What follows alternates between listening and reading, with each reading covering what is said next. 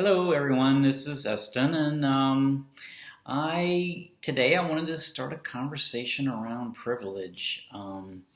Privilege, the concept of privilege, is something that has taken me a while to understand. I probably didn't.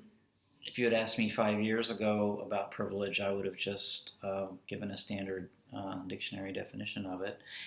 Um, but I've come to understand it more now in social justice terms, and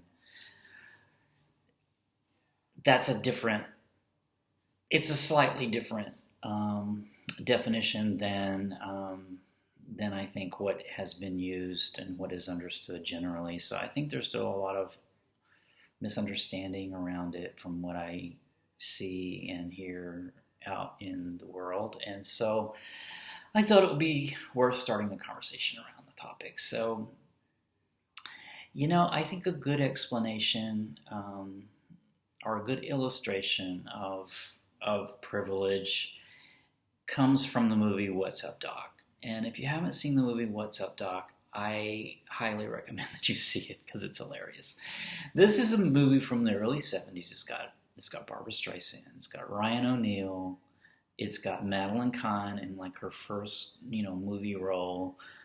She's hilarious. The characters just play off of each other so well. This was a Peter Bogdanovich movie that was a take on the old screwball comedies from the '30s, and it's just great. But then in the movie, Ryan O'Neal plays a musicologist who's kind of like this ultra nerd academic who's gone to San Francisco to go to a musicology convention, and he is in the final. He's a finalist for an important grant for musicology, and so he packs up his fiancee Eunice, played by Madeline Kahn, and they go out to San Francisco. So to cut to the point here. At one point, they're going to go to a big dinner where he's going to meet the guy who's going to decide who gets the grant, Mr. Larrabee. And so his kind of pushy, I guess you could say, or controlling, better word maybe, fiance Eunice, she's coaching him on how to introduce himself to Mr. Larrabee.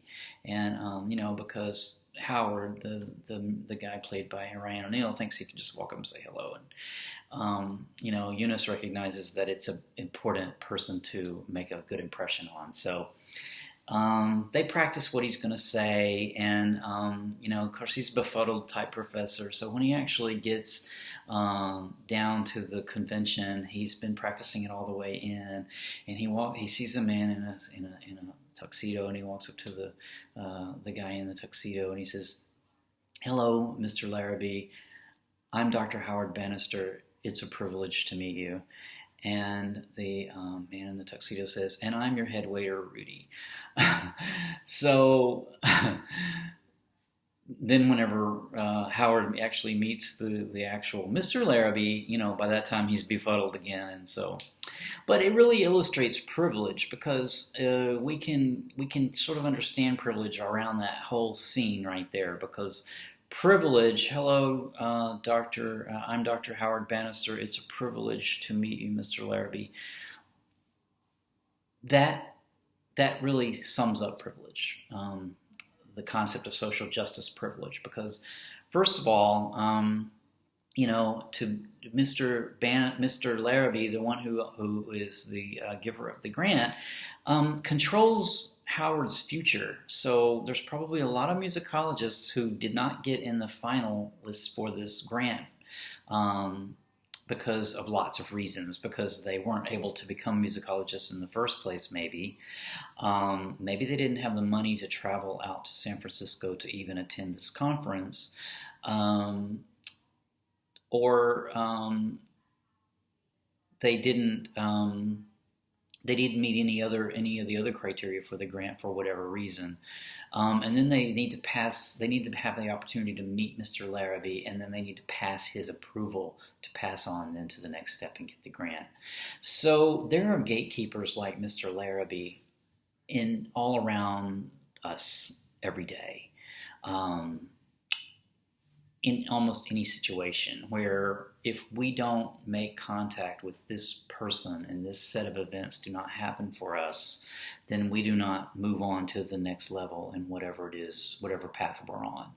And so what this means is the more privileged you are, Howard says in that scene, Mr. Larrabee, it's a privilege to meet you. And he really means privilege. He is the privileged person to be there meeting Mr. Larrabee. And there's maybe, hundreds or thousands or however many other people that are not in that position at that moment.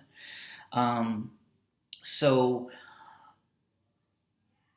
privilege can, once you walk through that, you are given that privilege to then that you're given that entrance, it opens up the next step of privilege for you. And if you make it through that, then the next step, and then so on and so on. So it turns out that certain people become privileged over others just because of the set of contexts that they've made in their life, or that they were presented in their life that may be different they are different from person to person. And then if you scale that up to a culture, then it becomes very plain that certain groups are more privileged. They're given more privileges than others, just by default, just because of who or where they are, or the opinion they have. So this is my understanding of privilege, and I haven't always understood this. I remember the first time that I was presented with it in the social justice context was a friend of mine, an acquaintance of mine that was in a group that I belonged to when I lived in Arkansas. She had left the group, and she had become unhappy with it for a number of reasons, and she left the group, and she stayed in. She felt like she was not valued in the group, and so she left, and she cut off almost all contact with people, including me. And so I was asking a mutual friend, what had happened. And, this mutual friend says, well, she considers you a privileged white male. And so that really, made me angry, because I felt like she was devaluing my experience, because I had struggles, and I thought, oh my, she doesn't know my struggle. She doesn't, how hard it took me to, change my life and to go in the directions I've gone. She has no idea. So, I was like, how dare she? So I didn't understand privilege. I was taking it personally in the sense of I had struggled too. So if I struggled and succeeded, then other people could struggle and succeed. But I didn't, I wasn't taking into consideration this sort of concept as presented as privilege with Howard and Mr. Larrabee in the movie. So now, of course, once I came to understand the concept of privilege, I see it everywhere. Probably the biggest one that often, I think isn't noticed is the human privilege over non-human animals. It's just unknown. It's just seems to be largely unrecognized in our culture, but yet that seems like a huge privilege, just being human. Because if you're a non-human animal, you have a very different experience of the world, especially at the hands of humans. But there's lots of others, gender, sexuality. The culture, the dominant culture, has favored certain sexualities.